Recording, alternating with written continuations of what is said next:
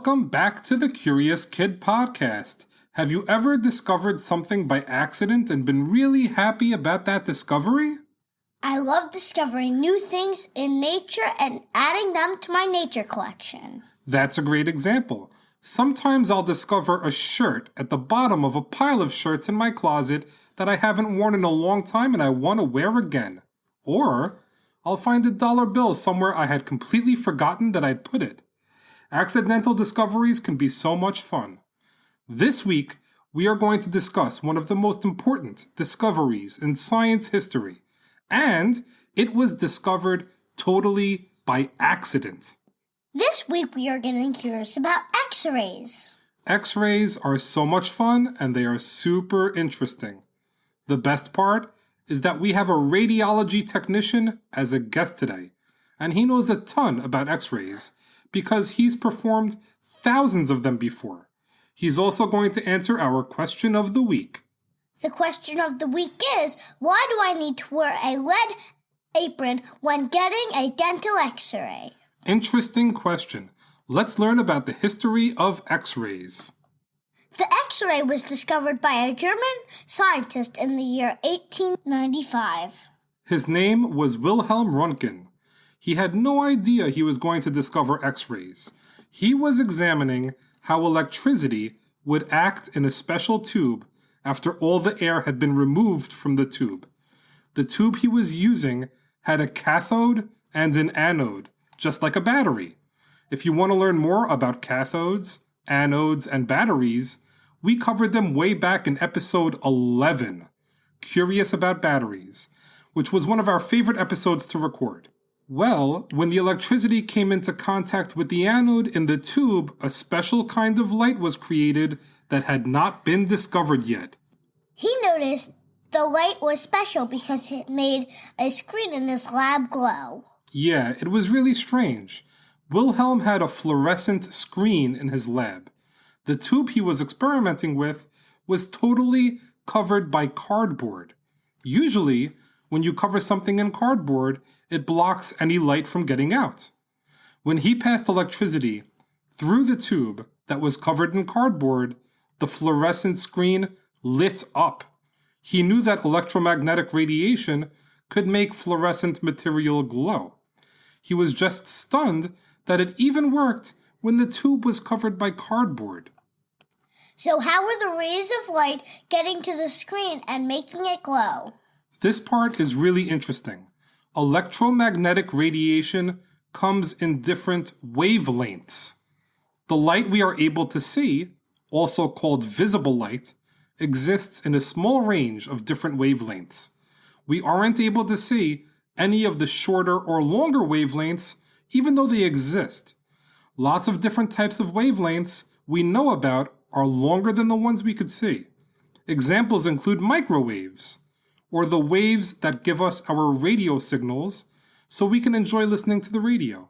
We can't actually see the microwaves or radio waves, but they're there. There are also waves shorter than the visible light rays that we can see. Those include ultraviolet rays and X-rays. He started putting things between the tube and the screen still glowed. Then he made the breakthrough discovery. He noticed, as he passed his hand between the tube and the screen, that he could see the outline of his bones up on the fluorescent screen. He experimented by taking an X-ray of his wife's hand. He took the first ever X-ray of her hand with her wedding ring on her ring finger. She wasn't really impressed. The actual image captured by that X-ray and many of his other early X-rays can be found online at the British Library website. It's so cool that X-ray is what you see inside the body. It's truly amazing.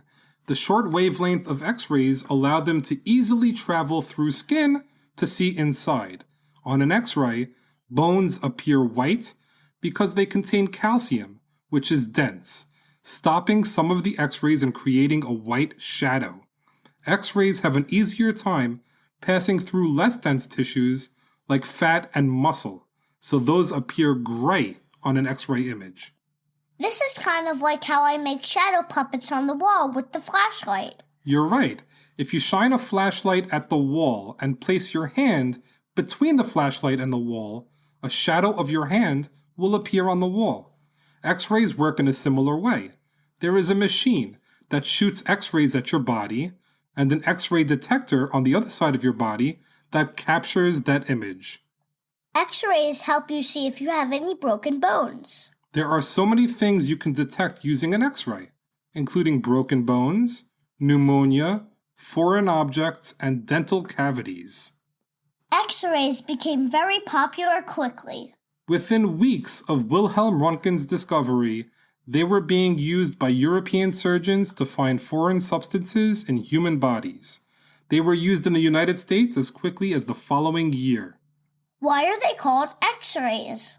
When he discovered X-rays, Wilhelm Röntgen didn't fully understand how it all worked.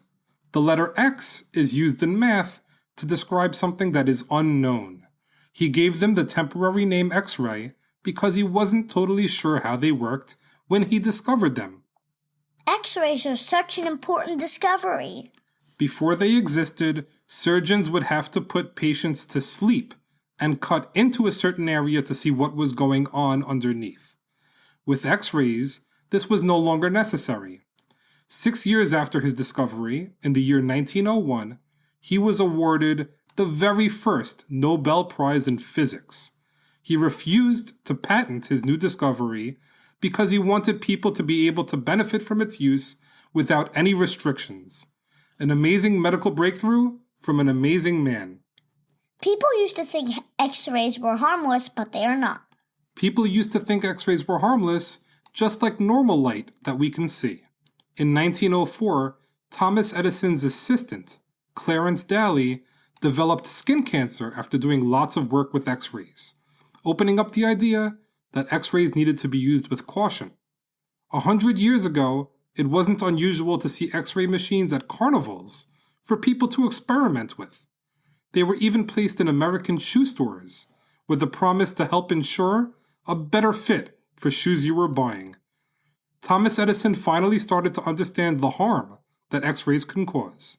He once said, "Don't talk to me about X-rays. I'm afraid of them. I stopped experimenting with them 2 years ago when I came near to losing my eyesight." Marie Curie helped make X-rays safe. Marie Curie was a Polish chemist and physicist who made lots of advancements and discoveries in radioactivity. For her achievements, she became the first woman to win a Nobel Prize, the first person to win a Nobel Prize twice, and the only person in history to win the Nobel Prize in 2 different scientific fields, chemistry and physics. Among other breakthroughs, Marie Curie discovered that radiology can be used to destroy cancer cells. During World War I, she also created mobile X-ray units that estimates suggest were used to help treat 1 million wounded soldiers during the war and save many lives. X-rays have been responsible for so many amazing breakthroughs. Even Wilhelm Röntgen couldn't imagine that one day the X-ray would be used to find the structure of DNA, which is the blueprint responsible for making us who we are. It's also helped us make discoveries in space exploration. We are so fortunate to have a special guest that knows so much about X-rays, how they work, and what it's like to get an X-ray. Danny is a radiology technician with over 15 years of experience in taking X-rays. He lives in the great state of Connecticut, and we are so happy he is going to share his expertise with us.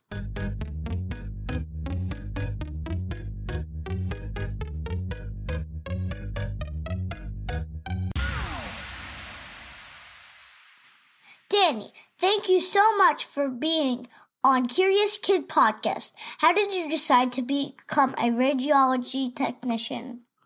Well, I'd first like to thank Olivia and Jacob for having me on the Curious Kid Podcast. I decided to become an X-ray tech when I was in college.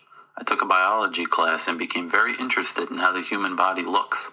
What I mean by that is that there are over 200 bones in the human body, 206 to be exact, and I learned how to take an X-ray of each one of them. And even after over 15 years of being an X-ray tech, technology has allowed different ways of taking x-rays, like CAT scans, ultrasounds, and MRIs. Even though MRIs don't use radiation, they still fall under the profession of radiology. Each one of those offers a different look at any number of different body parts. What does a patient have to do to prepare to get an x-ray? For most x-rays, patients don't have to do very much. Most of the work goes into getting the x-ray machine set up for the x-ray. And since taking an x-ray takes only a fraction of a second, all the patients have to do is just hold still for that short amount of time. Is it painful to get an x-ray? That's a good question, Olivia, and it's actually one of the more common questions I get asked. And the answer is no, they are not painful. Getting an x-ray is just like having your picture taken with a regular camera. It happens so fast that you don't even realize that anything even happened. And although other types of x-rays, such as CAT scans and ultrasounds, can take longer, some as long as 30 minutes, they still do not cause any pain. What do you do to keep yourself and the patient safe when performing an x-ray? So there are a couple of things that we learn about as x-ray techs. From the moment that we start school, we are taught how to keep everybody involved with having an x-ray safe. The number one way is to use as little radiation as possible for each x-ray that we take. Today's x-ray machines have built-in sensors to make sure that we are using the lowest amount of radiation possible. Another precaution that we use is distance. The further you are away from an x-ray machine, the less radiation you will get. And it can be as little as 6 feet away, and you will get about half the amount of radiation that you would normally get as if you were standing right next to the machine, like sometimes x-ray techs have to do. The question of the week is, why do I need to wear a lead apron when getting a dental x-ray? So a dental x-ray is just like any other x-ray, and wearing lead aprons are another way to keep everybody safe. Those lead aprons block radiation from passing through them. And even though x-rays are not very harmful, like I said before, every little bit of protection is helpful. Those aprons protect the major organs in your body, such as your heart and your lungs. You might say that the brain is pretty important, and yes, it is a major organ, but the bones in your head, otherwise known as your skull, are pretty resistant against x-rays. So dental x-rays will not cause much harm to your brain. Even when the dentist leaves the room to take the x-ray, he doesn't need to wear an apron because he's far enough away and is pretty safe behind that door. Wow, that was fantastic. A big thanks to Danny for joining us on this podcast. That's a wrap for this week's episode. Thanks so much for listening to this week's podcast number 102 on x-rays. Great job, Olivia. As we've been doing all season, we are going to announce another city to thank for their overwhelming support. Thank you, Adelaide, Australia. Thank you so much, Adelaide, for your support and for listening to Curious Kid Podcast. It means so much to us. If you are from the City of Churches, send us an email to CuriousKidPodcast@gmail.com with a picture to show off your Adelaide pride. If you do, we are going to give you access to an upcoming episode early. One of you will even receive something in the mail from the podcast. One more week of curiosity next week before our Season 4 finale in just 2 weeks. I have an apology to make to our Australian listeners in the Season 4 finale. Something you won't want to miss. I've never been to Australia, but my wife Heather has. That's how she was able to identify that I have been absolutely mispronouncing almost all of the Australian cities we've tried to thank this season. I guess I have a funny way of saying thank you. We have some other fun things planned for the season finale, so get ready. As always, thank you so much for listening and getting curious with us.